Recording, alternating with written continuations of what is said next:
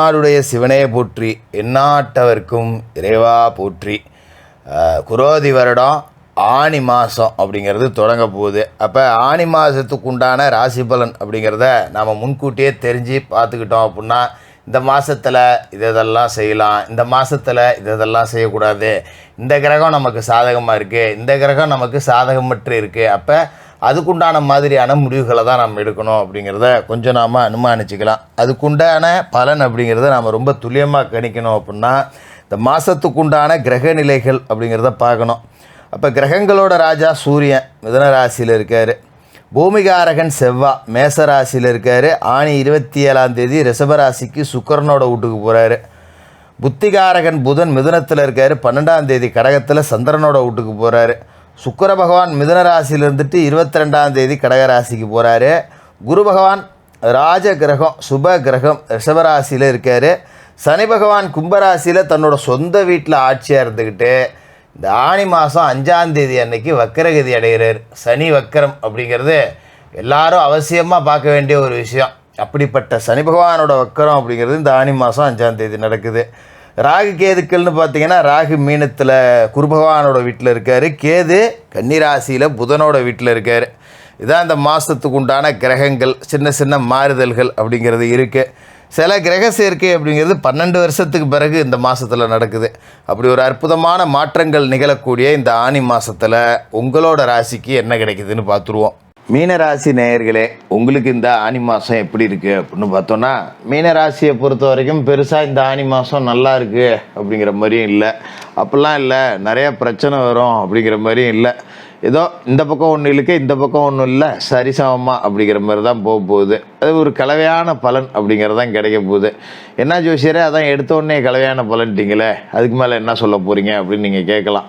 அதாவது எந்தெந்த விஷயத்தில் நாம் எச்சரிக்கையோடு இருக்கணும், எந்தெந்த விஷயத்தில் இறங்கலாம் துணிஞ்சு, எந்தெந்த விஷயத்தில் கிட்டே கூட எட்டி பார்க்கக்கூடாது, எந்தெந்த விஷயத்தில் பட்டும் படாமல் போகலாம், அதையெல்லாம் தெரிஞ்சுக்கிட்டோம்னா கொஞ்சம் பக்குவமாக கடந்துடலாம் இந்த ஆனி மாதத்தை.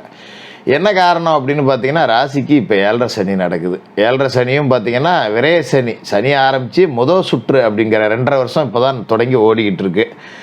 அப்போ இந்த காலகட்டத்தில் பார்த்தீங்கன்னா, ராசிக்கு அதிபதி குரு உங்களோட ராசிக்கு 3வது வீட்டில் இருக்கார். அதாவது குரு 3ல் இருக்கார் அப்படின்னா அது ஒரு பெரிய நன்மைகள் கொடுக்கக்கூடிய இடமா ஜோசியரானா இல்லை, அது ஒரு சராசரியான ஒரு இடம் அப்படின்னு தான் நம்மளால் சொல்ல முடியும். அப்படிப்பட்ட நேரத்தில் சர்ப்ப கிரகமான ராகு ராசியிலே இருக்குது, அதோட கேது கலத்தரத்தில் இருக்குது. இந்த 4 வருட கிரகங்கள் இருக்குது பார்த்தீங்களா, சனி குரு ராகு கேது, இந்த 4ஆலையும் சேர்த்து அம்மஞ்சல்லிக்கு பிரயோஜனம் இல்லை அப்படின்னு சொல்லுவாங்கள்ல, அதான் இது. அதே நேரத்தில் சனி பகவான் என்ன தான் விரயஸ்தானத்தில் இருந்தாலும் கொஞ்சம் நம்ம கர்ம வினைகளின்படி வாழ்ந்துட்டோம் அப்படின்னா விரயத்தில் இருக்கிறப்ப கூட அதுக்கு உண்டான வருமானத்தை கொடுப்பாரு. ஏன்னா ராசிக்கு விரயத்துக்கு அவர் தான் அதிபதி, லாபத்துக்கும் அவர் தான் அதிபதி, அதை நாம் மறந்துடக்கூடாது. அப்போ கர்ம வினைகளின்படி வாழ்க்கை அப்படிங்கிறத அமைச்சிக்கணும். பொதுவாகவே மீனராசிக்காரர்கள் கர்ம வினைகளின்படி வாழக்கூடியவர்கள் தான். அது என்ன ஜோசியரை கர்ம வினை அப்படின்னு நீங்கள் கேட்கலாம். நம்ம உண்டு நம்ம வேலை உண்டுன்னு இருப்போம், அடுத்தவன் பிரச்சனைக்கு போக வேண்டாம், நம்மளால் எந்த ஒரு உயிருக்கும் பிரச்சனை வரக்கூடாது, நம்மளால் யாருக்கும் துன்பம் நேரக்கூடாது அப்படின்னு அடுத்தவங்களுக்கு நாம் நல்லது செய்யாட்டியும் சரி கெட்டது செய்யாமல் நம்ம வாழ்க்கையை வாழ்ந்துட்டு போனாலே அது கர்ம வினைகளின்படி வாழ்கிறது தான். பெரும்பாலும் மீனராசிக்காரர்கள் அப்படி தான் இருப்பீங்க. அதனால் சனி பகவான் உங்களுக்கு நன்மை செய்வார், கவலைலாம் பட வேண்டியதில்லை. இருந்தாலும் சனி பகவான் இந்த மாதம் தொடங்கி 5வது நாளே வக்கரம் ஆயிடுறாரு, அவரே பலம் இழந்து போயிடுறாரு. நமக்கு நல்லது செய்யக்கூடிய ஒரே ஒரு கிரகம் இப்போ இருக்கு, அவரே பலம் இழந்து போயிடுறாரு. இப்போ லாபாதிபதியாகவும் விரையாதிபதியாகவும் இருக்கக்கூடிய சனி பகவான் வக்கரம் அடைகிறது ஒரு வகையில் நன்மை. அதே நேரத்தில் பொருளாதாரத்தில் கொஞ்சம் ஏற்ற இறக்க நிலை அப்படிங்கிறது இருக்கும். இன்றைக்கி இந்த வேலையை செய்யணும், இந்த காசை இதுக்கு ஒதுக்கி வைக்கணும் அப்படின்னு கொஞ்சம் திட்டம் போட்டு பட்ஜெட் போட்டு வாழக்கூடிய ஆட்கள் மீனராசிக்காரர்கள். ஆனால் என்னதான் நீங்கள் திட்டம் போட்டாலும் திட்டமிட்டபடி எந்த காரியத்தையும் செய்ய முடியாது இந்த சனி வக்கர காலத்தில். ஏன்னா ஒரு 10 ரூபா பணம் வச்சுருப்போம், நாளைக்கு ஒரு ஊருக்கு போகணும், இந்த 10,000 எடுத்துக்கிட்டு தான் போகணும் அப்படின்னு பிளான் போட்டோம்னா இன்றைக்கி வேறு ஒரு செலவாகி போயிடும். அப்போ நாளைக்கு நம்ம நினச்ச மாதிரி போக முடியாது. பணம் கைக்கு அடுத்த நிமிஷமே செலவாயிடும். 10 ரூபா கொண்டு வீட்டில் வைக்க முடியலடா, இன்றைக்கி தாண்டா ஒரு 5,000 ரூபா கிடச்சிது கொண்டு வச்சோம் அப்படின்னு போனோம்னு வச்சுக்கிங்களேன், 5,000 ரூபாய்க்கு செலவு காத்துக்கிட்டு இருக்கோம் வாசப்படியிலே, பீரோ வரைக்குமே அந்த காசு போகாது, அப்படி செலவாகி போயிடும். அதுமாதிரி வீடு மாற்றமோ இடம் மாற்றமோ செஞ்சுக்கிட்டீங்க அப்படின்னா கொஞ்சம் மாறுதல் அப்படிங்கிறது இருக்கும். இப்போ குடியிருக்கிற வீட்டை கொஞ்சம் மாற்றிக்கிங்க. நான் எங்கே ஜோசியரை போகிறது, வாடகை வீட்டில் இருக்கேன், இதோட கம்மியாக எனக்கு வாடகை கிடைக்காது, நான் எங்கே போகிறது அப்படின்னா, இல்லை சொந்த வீடு வச்சுருக்கேன், நான் எங்கே வேறு வீட்டுக்கு போகிறது அப்படின்னு நினச்சிங்கன்னா நம்ம கொஞ்சம் படுக்கை அறையை மாற்றிக்கணும். உணவு சாப்பிடக்கூடிய இடத்த மாற்றிக்கணும்.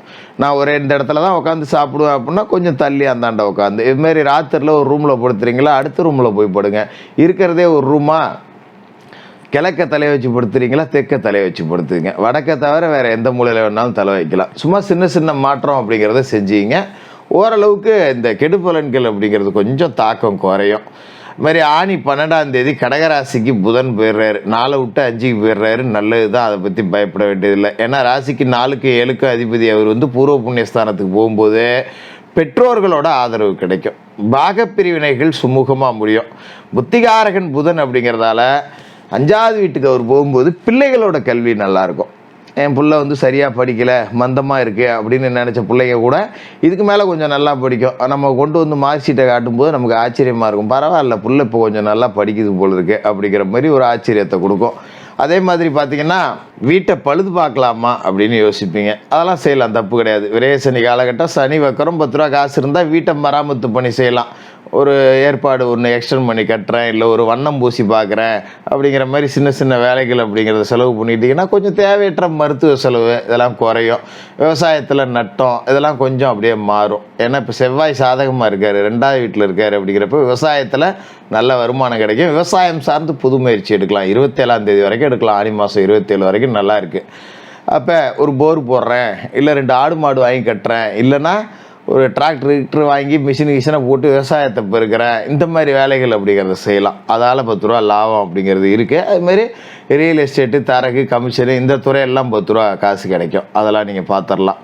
அது மாதிரி கடகராசிக்கு சுக்கிரன் போகிறார். என்றைக்கு போகிறாருன்னா 23ஆம் தேதி. அது வரைக்கும் பார்த்தீங்கன்னா சுக்கிர பகவான் உங்களோட ராசிக்கு 4வது வீட்டில் தான் இருப்பார். அதன் பிறகு 23ஆம் தேதி அவர் 5வது வீட்டுக்கு போகிறார். குருவுக்கு பகை கிரகம் சுக்கிரன், அவர் 5க்கு போகிறாருங்கும் போது நம்ம கவனமாக இருக்கணும். அது கடைசி ஒரு 7 நாள் தான், அதனால் அதை பற்றி பயப்பட வேண்டியதில்லை.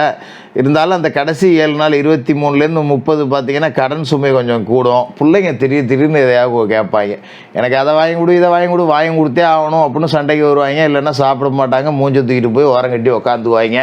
திடீர்னு பையன் ஒருத்தருங்க எனக்கு பைக் வாங்கி கொடுமா, இந்த மாதிரியான திடீர் செலவுகள் அப்படிங்கிறதுலாம் வரும். அதில் கொஞ்சம் கவனமாக இருங்க. பிள்ளைகளை கொஞ்சம் அப்படியே விட்டு கொடுத்து தான் போய் ஆகணும், வேறு வழி கிடையாது. 7.5 சனி நடக்கும்போது பிள்ளைகளெல்லாம் நம்ம இஷ்டத்துக்கு நீங்கள் மிரட்டி பார்த்து இல்லை விரட்டி பார்த்துலாம் காரியம் ஜாயிச்சிட முடியாது, இழுத்து பிடிச்சி தான் ஓட்டணும். அதனால் கொஞ்சம் கவனமாக இருங்க.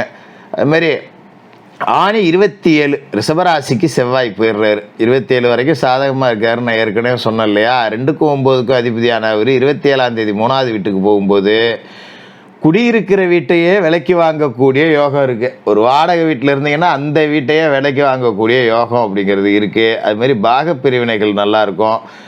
தங்கை இருக்காங்க பார்த்தீங்களா, கூட பிறந்த தங்கை இருக்கிறவங்களுக்கு பெரிய ஒரு வரப்பிரசாதம் இந்த மாதத்தை பொறுத்த வரைக்கும். செவ்வாய் மாறின பிறகு தங்கச்சியால் பெருமைப்படுவீங்க. தங்கச்சிக்கு நல்ல வரன் அமையும், தங்கச்சிக்கு உத்தியோகம் கிடைக்கும். அந்த மாதிரி நமக்கு கொஞ்சம் பெருமை சேரக்கூடிய நேரம். அது மாதிரி பொது வாழ்க்கையில் இருக்கேன், அரசியலில் இருக்கேன், ஒரு கட்சியில் இருக்கேன் அப்படின்னா ஒரு ஆதாயம் கிடைக்கும்.